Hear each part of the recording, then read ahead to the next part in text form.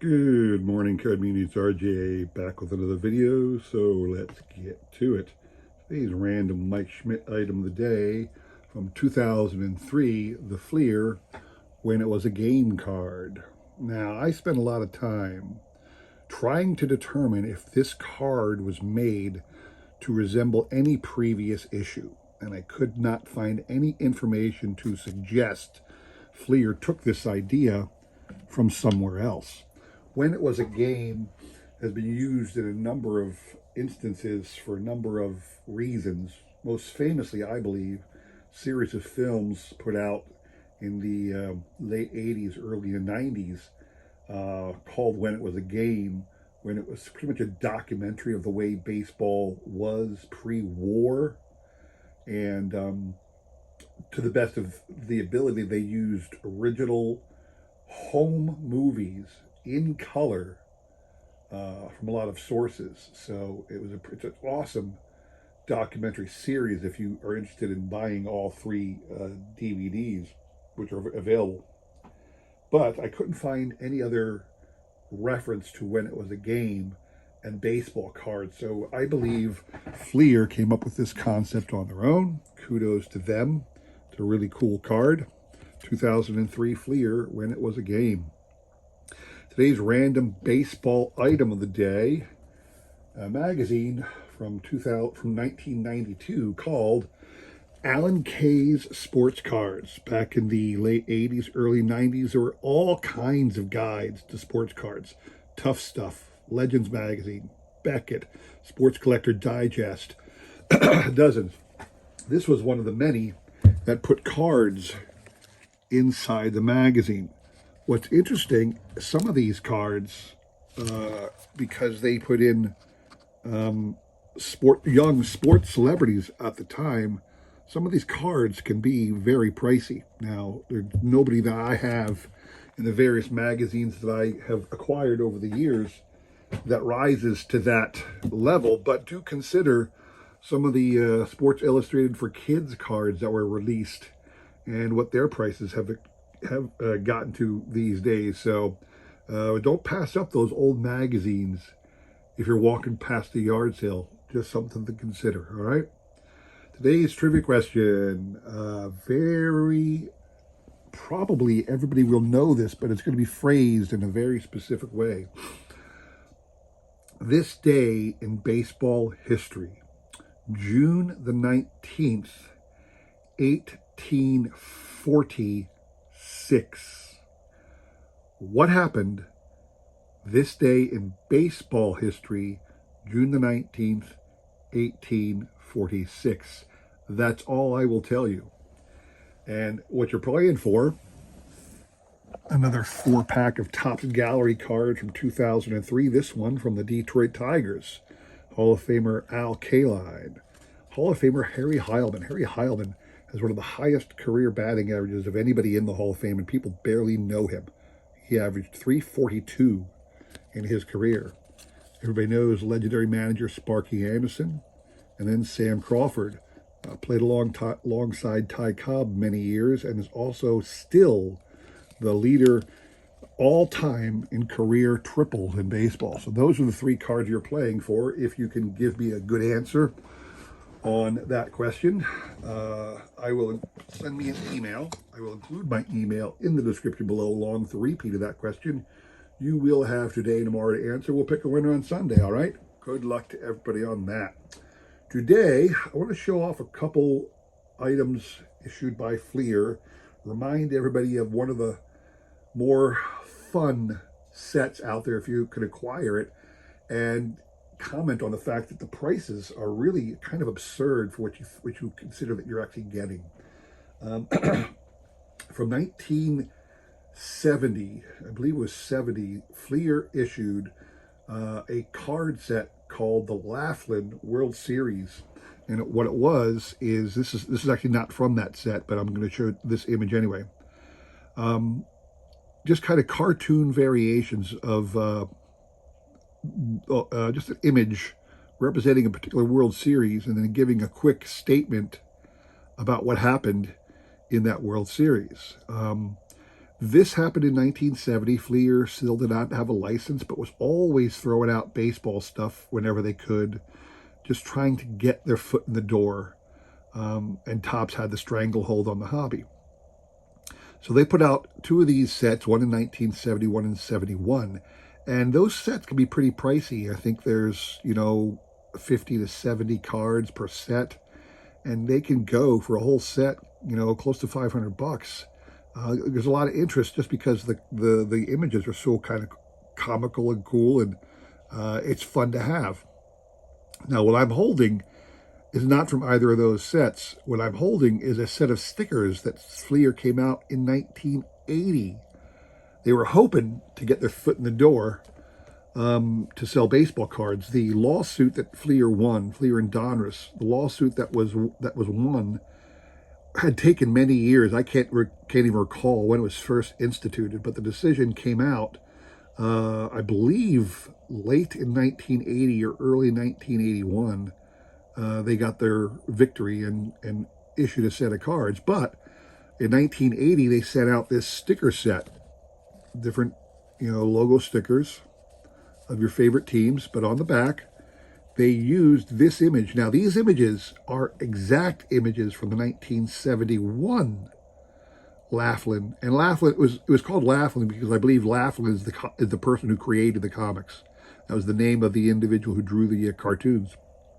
And you can see that on the back of the 1971 cards. The bio on the back had a statement that it was like Richard Laughlin did the cartoons. But anyway, this 1980 sticker set used the exact cartoon images from the 1971 Laughlin set. And it just had all the different World Series to date on the back of sticker. These cards were on the back of the stickers, and in the original card set, it was this card front, and on the back was a more detailed bio of the World Series in question. So you didn't need much information. This thing right here doesn't have a lot of information as to what happened in the World Series. It just says Cardinals 4-3 over the Red Sox. So, that was this is the 1980, just some of them, I don't have them all, 1980 release. Now, interestingly, in 1981, when they finally did get the license, they didn't insert stickers. They did insert stickers. I should be careful. They did insert stickers into the cards. That was the star stickers, which were just kind of like the same image on the base card of the 1981 Fleer set, but with a blue border. So the image was cropped a little differently. It's a big blue border with some stars on it. That was your star sticker insert. But they again also issued another separate set in its own packs of stickers.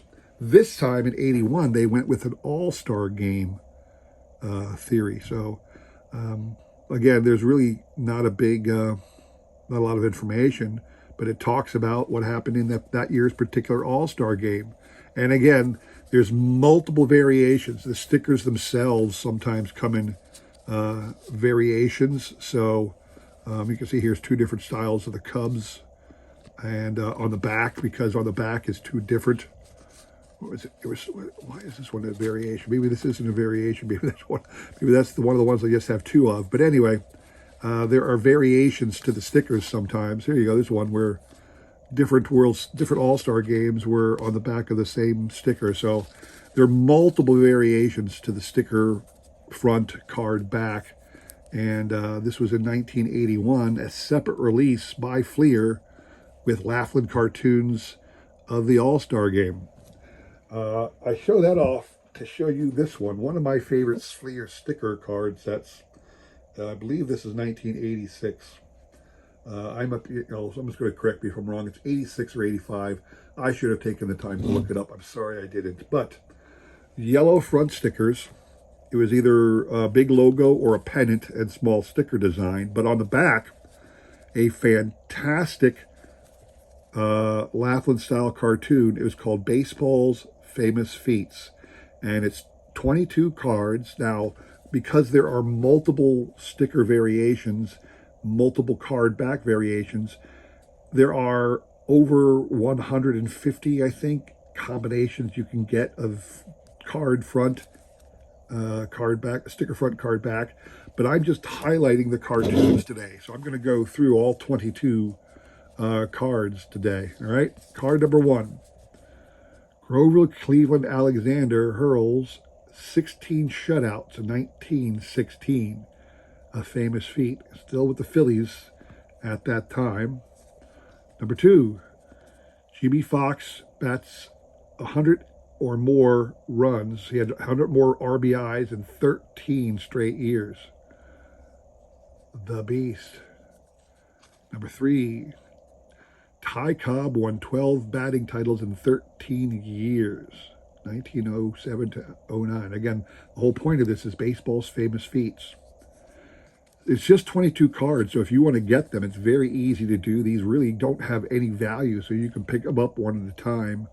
Or I'm not sure if anybody's out there is selling the whole set as it is. But anyway, Walter Johnson won 38 games, 1-0. If you know Walter Johnson, I believe he has the career record with 110 shutouts. But 38 of those were 1-0 games, so you know he was pitching real fine and had a team behind him that didn't score a lot of runs often. So all he needed was 1 run. This is an interesting one. This is fantastic. Okay, so this is a little bit of history here.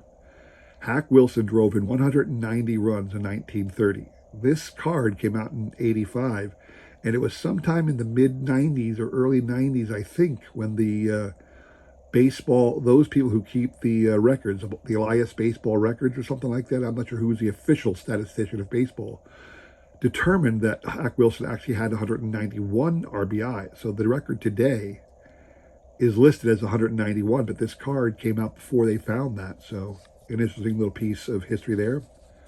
Tris Speaker hit 793 doubles. That is still the career record for doubles. 793. Number 7, Hank Gowdy hit 545 in the 1914 World Series. I suppose that's the record for a single World Series. Don't know if it still is, but that's an interesting thing. People really know very little about Hank Gowdy. Interesting to have him included here. Love this one. Bill Clem umpired in the major leagues for 36 years, from 1905 to 1940. I believe Bill Clem held the record for most games umpired, actually until just last year when Joe West broke it. I believe that's true. I'm not certain of that, but I'm pretty sure that's a fact. Ed Ruleback pitched a doubleheader shutout. So he pitched both ends of a doubleheader and shut out both of the teams. Very interesting little tip for this guy. This is a famous one right here. So this one says, Fred Toney and Hippo Vaughn pitched a double no-hitter in 1917. I believe if you delve into that a little bit more, what you will find out is that after 9 innings, the game was still tied 0-0, and no pitcher had given up a hit, but the game continued, and eventually somebody won. So I think that's the backstory to this statement. Otherwise, did they both, was there a run scored on an error, maybe? I don't know, but that's what the card says. Double no-hitter. I'll have to look that up someday. Here you go. This is a famous one. Joe Oskinger and Leon Cador pitched a 26-inning tie in 1920. That's a true statement. The longest, I think it's the longest professional major league game. I went 26 innings, and then, this is back before lights, so it got to be too dark, and they just stopped and called it a tie. They would do ties back in the old days. Today it would be a suspended game, and they'd finish it the next day. But back then, they would just log it as a tie, and if need be, they would play it over late in the season. Lloyd Wagner went 77 games without striking out in 1941. That's pretty cool. How many people today would go a long stretch of games without ever striking out? Eddie Plank pitched 70 shutouts. Eddie Plank, legendary Hall of Famer. I think Eddie Plank, one of the reasons he's so legendary really does stem from the short print of his T206 card. Without that in his background, I'm not sure if he would be as highly regarded as he is. Just saying. Today, you know, Deacon Philippe pitched 5 complete games in the World Series of 1903. Very true. I believe that first series, too, if you look back, I think the very first World Series was a best-of-9 contest back in 1903, and then they immediately switched to best-of-7 after that. Of course, they went to best-of-9 from 1919 through 1921, and then back to 7, what we select like we have it now. Big Ed Delahanty of the Phillies, I might say, won a batting crown in both major leagues. Now, that's not, I don't think that's rare anymore. I think a couple people have done that. Eddie Collins stole 6 bases in a game twice in 1912. You don't see that every day. I'm not sure Ricky Henderson even came close to doing that. Jack Chesbrough won 41 games in 1904. Yes, he was the last pitcher to win more than 40 games. I believe when he did it in 1904, he may have been the first pitcher in the modern era. I mean, first pitcher in the 1900s, the only pitcher in the 1900s to win 40 or more games. Red Rolfe scored in 18 straight games in 1939. Guess that's interesting. Big Ed Walsh pitched 464 innings in 1908.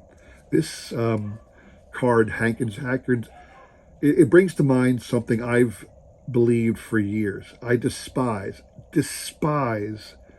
those people who talk about unbreakable records. Cal Ripken Jr.'s streak is unbreakable. Joe DiMaggio's 56-game hitting streak is unbreakable. Pete Rose's career hit total is unbreakable. 780 home runs is unbreakable. Now, very few offensive records are unbreakable simply for the fact that there's more games played these days, and players are getting better all the time. What is unbreakable are any number of pitching records. The reason I say that is because of the way people pitch today. 464 innings. There's no way any pitcher is ever going to come near that again. Pitchers don't pitch the same way. 511 wins for Cy Young.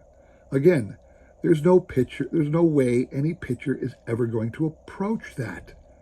They just don't pitch the same anymore. Total innings pitched in a season.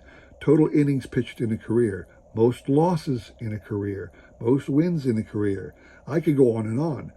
There are so many pitching statistics that we track per inning, per season in a career that are untouchable simply because of the way the game is played. Wins in the season, I think the most wins in the season is something like 60. If you go back into the 1800s, it's not possible. No one's going to come to 41 wins in a season anymore. So for those people who ever want to talk about statistics and unbreakable statistics, if the top 10 unbreakable statistics aren't all pitching related, you're fooling yourself. Just fooling yourself. I'm sorry about that little rant. I just hate that people who do that. So Honus Wagner led the National League in batting 8 times. I believe Tony Gwynn matched that feat. I believe he did. Napoleon Lajoie hit 422 in 1901. Interesting they chose that, but I thought Rogers Hornsby hit 424 in the 20s. Don't quote me on that. And then, of course, Cy Young won 511 games. So these are it's a really cool little set of sticker cards. Very, very inexpensive because there's stickers on the back. People forget about the cards. And I think the cards are just as cool as the stickers, if not a little cooler. So anyway, that's what I have for you today. I hope you enjoyed that little view of Fleer sticker cards. If you did, please consider like, subscribing, commenting, and all that jazz. I really do appreciate your support as I try my best to support everybody else in this great card community, all right? We got one more on Friday, people. Stop back for that. And come back on Sunday for the trivia recap. Thanks for watching. Have a great day. Take care.